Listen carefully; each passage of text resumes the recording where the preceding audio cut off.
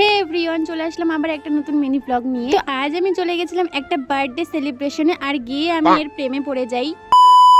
চলো প্রথম থেকে শুরু করা যায়। বাড়ি থেকে বেরিয়ে কিছুক্ষণ পরই আমি পৌঁছে যাই। গিয়ে দেখি এখানে কেকটা খোলা হচ্ছে। আর এদের প্রেমে পড়ার কারণ হচ্ছে এদের মায়াবী মুখ। জাস্ট দেখো কি সুন্দর, তাই না? কিন্তু গাইস, এরা যতটাই মায়াবী ততটাই ডেঞ্জারাস, এটুকুনি মাথায় রাখতে হবে। কিন্তু তারপর আমরা অনেক মজা করি। যাই হোক, মজা করতে করতেই চলে আসলো কেক কাটিং এর টাইম। আর কোনো বার্থডেতে দেখেছো যে শঙ্খ বাজানো হয়? আমি তো জানি না কোথাও বাজানো হয় কিনা। যাই হোক, তোমরা জানলে অবশ্যই জানিয়ে দিও। তারপর চলে আসে এখানে মেইন পর্ব, যেটা হচ্ছে আশীর্বাদ। আমি এখানে বসে বসে কি দেখছিলাম আমি নিজেও জানি না। তারপর একে একে করে সবাই আশীর্বাদ করে নেয়। আর এই বাচ্চাটা এদিক ওদিক ঘুরঘুর করছিল কেন আমি আদেও জানি না। তারপর আবার আসে আশীর্বাদের পর্ব। আমার তো কোনো কাজ ছিল না, তাই বসে বসে হাওয়া খাচ্ছিলাম। গাইস, আদেও কি হাওয়া খাওয়া যায়? যাই হোক, খাওয়া গেলেও কি না গেলেও কি আমার। তারপর আবার আসে আশীর্বাদের পর্ব।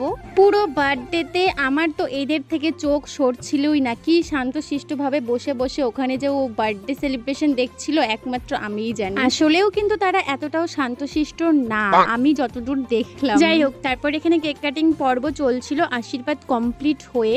আর ইনি তো এনার তালে কিভাবে বসবে আর কিভাবে দেখবে। যাই আজকের ওয়েদারটা ঠান্ডা ঠান্ডা হলেও ফ্যান ছাড়া থাকা যাচ্ছিল না, জানি না কেন। এর এইভাবে দৌড়ানোর কারণ হচ্ছে সেখানে কেক কাটা হচ্ছিল, তার আবদার তাকে এখনই কেক দিতে হবে। এই তো ব্যাস এটুকুনি, আর কোনো ক্লিপ নিইনি, তাই ভিডিওটা বেশি বড় করতে পারলাম না। যাই হোক, দেখা হচ্ছে নেক্সট মিনি ব্লগে। ভিডিওটা ভালো লাগলে অবশ্যই একটা লাইক করে দিও। টাটা।